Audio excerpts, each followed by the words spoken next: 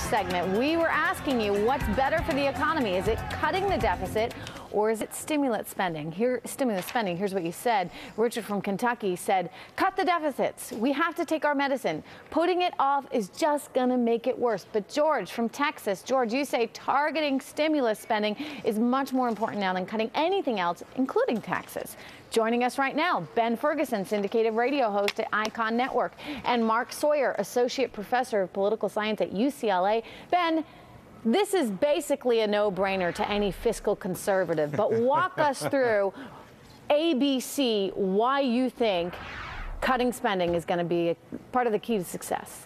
Well, I think part of it is their first stimulus and their definition of stimulus doesn't work. They go after government projects. They go after green energy. They go after creation of jobs that are almost futuristic. So it's very obvious last night what people voted for was stop spending, give us some tax breaks, make sure our taxes at least don't go up like they're planning on doing in, 50-something days now. I mean, that's one of the biggest things. So for people that voted last night, they said, look, we can't afford to pay more. And the other thing is government's out of control. You guys are spending way too much money. So I think it's real simple. You just say, hey, we're going to stop government spending and we're not going to keep doing all these types of stimulus, again, that didn't work the first time. Okay, Mark, what do you think about that? Well, Ben never answers the substantive point, which is if you cut spending and then you lower taxes the way that Republicans suggest, both the deficit will explode and the economy will be a zombie for the next 10 years. The thing is that we need sensible stimulus spending. The stimulus actually saved us from a depression. The numbers are clear. It saved 3 million jobs. And then now what we need to do is target tax cuts at the middle class who are hurting, raise them on people who can afford to pay so that we can pay for that, and curb the deficit. But Republicans love deficits, and they've never seen a deficit that they wouldn't explode. Let's listen to incoming Speaker of the House, John Boehner, right now, speaking live. And we recognize this is a time for us to roll up our sleeves and go to work on the people's priorities, creating jobs, cutting spending, and reforming the way Congress does its business. It's not just what the American people are demanding, it's what they are expecting from us. And the real question now is this: are we going to listen to the American people? Republicans have made a pledge to America, and our pledge is to listen to the American people and to focus on their priorities, and that's exactly what we're going to do. Last night, the president was kind enough to call me. We discussed working together on the American people's priorities, cutting spending, creating jobs. And we hope that he will continue to be willing to work with us on those priorities. But as I said last night, the new majority here in Congress will be the voice of the American people, and I think we clearly expressed that last night. We're going to continue and renew our efforts for a smaller, less costly, and more accountable government here in Washington, D.C. I also want to say thanks to my two colleagues. As most of you know, Senator McConnell and I have worked very closely together over the last 5 years or so. Haley Barbour and I have been friends for the last 20 years, and we have a real partnership, and I'm proud to stand here today with both of them. Mick? Well, at the risk of this sounding like a mutual admiration society, let me also say what a pleasure it's been to work with John the last 4 years in our leadership roles, and I too have known Haley for 20 years, a great friend, and this is a happy day for the three of us. But let me make a few observations as well. We are indeed humbled and ready to listen to the American people and to lead on the issues that they've clearly indicated they care about. We're determined to stop the agenda Americans have rejected and to turn the ship around. We'll work with the administration when they agree with the people and confront them when they don't. I think what our friends on the other side learned is that choosing the president over your constituents is not a good strategy. This election yesterday was clearly a referendum on the administration and the Democratic majority here in the Congress. Ignoring the voters and their wishes, as you could see during the entire 2-year period, produces predictable results. And the health care bill, in my view, was sort of a metaphor for the government excess that we witnessed over the last 2 years.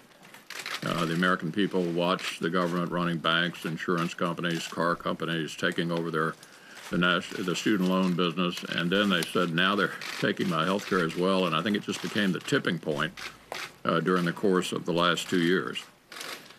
I would say to our friends on the other side of the aisle, and listening to what they've had to say this morning, they may have missed the message somewhat. I get the impression they're thinking, their view is that we haven't cooperated enough. I think what the American people were saying yesterday is that they appreciated us saying no to the things that the American people indicated they were not in favor of. So I think the group that should hopefully get the message out of yesterday's elections is our friends on the other side of the aisle. And we hope that they will pivot in a different direction, work with us on things like spending and debt and trade agreements and nuclear power and clean coal technology and other things the president has said that he's for, that most of my members are for. So the question is, how do we meet in the middle? And it seems to me the best strategy for the other side would be to listen to the voters yesterday. They made a clear statement about what they'd like to see done. If the president comes in our direction, obviously we want to make progress for the country over the next 2 years. With that, let me turn to Governor Barbour.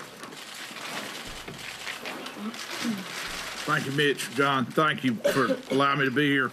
On behalf of the Republican governors, while governors' races may be thought of as being separate or very different from what's going on in Washington, in this case, even in governors' races, this election was a referendum on Obama's policies, and the policies of the Obama administration, the Pelosi-Reed Congress, were repudiated by the voters.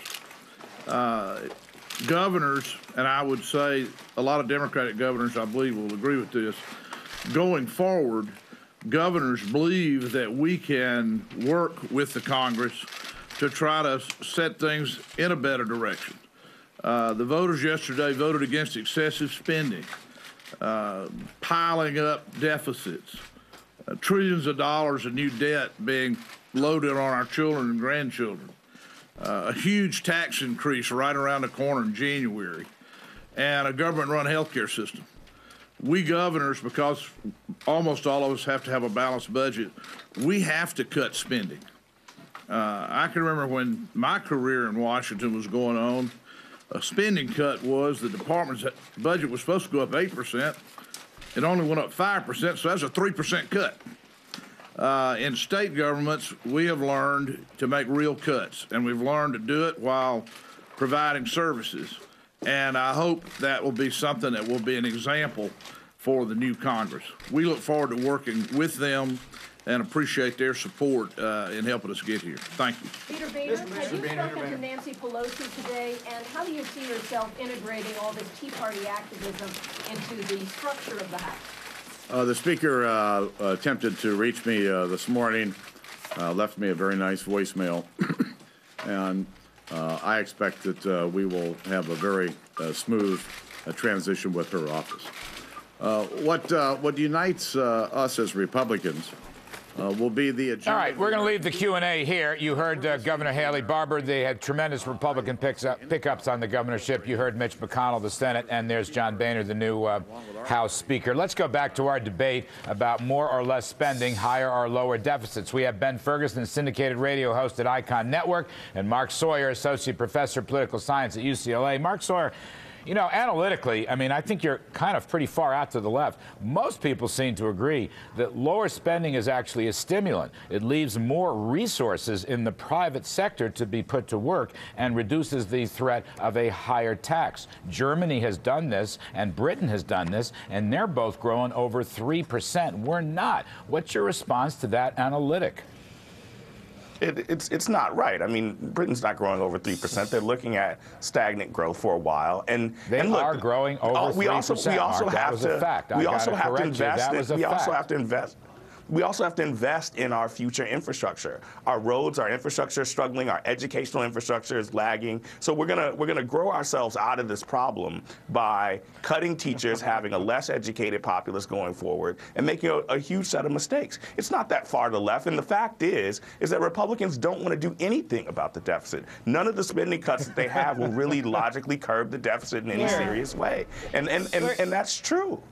Larry, we won last night. The Republicans won last night by doing exactly what he just said we weren't doing. We are in favor of cutting spending. We are in favor of not having taxes go up. I hope they stick to this. I genuinely do. I hope the Democrats continue to stick to these talking points, because every time they say that we are somehow wanting more spending or that we don't know how to spend money, we don't think the government knows how to spend money. He's absolutely right. We think that people know how to spend money. We think that small businesses need to grow, and we think the government's too big. So as long as they keep saying what they're saying, conservatives, fundamentally fiscally conservative individuals, are going to win elections, and this president's going to continue to have the American people reject his policies. They didn't work. He spent almost $1 trillion, hey, Mark, and it didn't work. Has this been a wake-up call? You heard what Ben said. Obviously, politically, it didn't work. Has it been a wake-up call for Democrats?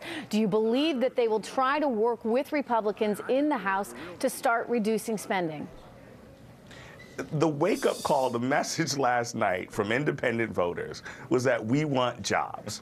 Jobs, jobs, jobs. And the failure is that while the stimulus saved 3 million jobs, it couldn't stop the bleeding that was going on. There was too many job losses. The American public, if you look at public opinion polls, they're not worried about spending, because if they were worried about spending and deficits, they wouldn't have voted for Republicans who don't have a serious plan to cut the deficit going forward. So the point is that we need to do work on where they can meet in the middle is how to create jobs. And creating jobs may have some issues on tax, maybe some tax credits around the payroll tax and things like that, but may also include some spending and some infrastructure. Is there any common ground at all? Those are things that. Is there any common ground? I mean, I'm asking Ben, we heard Mitch McConnell say that we have to find a place in the middle where we can work together. Is there any common ground in the middle? I don't know, and that's up to the President of the United States of America. I mean, the one thing that the Republicans were accused of is being the party of no. They spoke for the American people that were also saying no. Last night you saw candidates that said, look, we don't trust the government. We do not trust the government to create jobs. We trust the private sector to do it. Now, the president still seems to think that only government can create jobs. See, Mark Sawyer, I think that, I don't know, I'm not going to debate who's reading the election better, but I'll say this. I think the message last night on jobs and spending, if your idea had worked, you and Paul Krugman says basically the same thing. My friend Robert Rice says the same thing, that you should have had more spending stimulus. If it would have worked, it would have worked. And it's not worked, and that was the message of the election last night. So I ask you, is it time to change direction and consider the possibility that more frugal spending and deficits might work? Or just try something different? That's what the transition's for. Well, no, I mean, the argument of people like Krugman, Rice, and myself was that the stimulus should have been twice as large as it would have been, and that politically the wrong thing to do was to pass a stimulus that wasn't going to be a bridge and really shock the economy back going. The problem is that was a mistake. But going forward, you don't throw a bunch of you don't create jobs by throwing teachers and firefighters out of work. Big, but that everything that was allotted jobs. wasn't even spent. So how can you say it should have been twice as big when the money that was set aside wasn't even spent? I mean, it was still less than half, I think, at this point that was spent of the stimulus money that was actually spent, even on infrastructure. So why should we have done twice as much? Well, that's because at the same time, the president tried to be prudent about making sure that none of it got wasted. My argument was that you just need to throw a bunch of spaghetti against the wall. This wasn't all wasted, Ben. That's nonsense. This is the core thing. The president, look at where the stimulus money actually went. It went to government roads and it went to green alternative energy. They decided to use money to push their ideological viewpoint in the marketplace instead of say, hey, how do you want to create jobs right now? What we'll do it. Are there private roads? In theory, 10 years are there private roads? I hate to cut this off, but we have to get a break in, guys. It's not an effective use of capital. We really appreciate the spirited debate. Thanks to both of you for joining us, Ben Ferguson and Mark Sawyer. When we come back, oil pushing higher right now.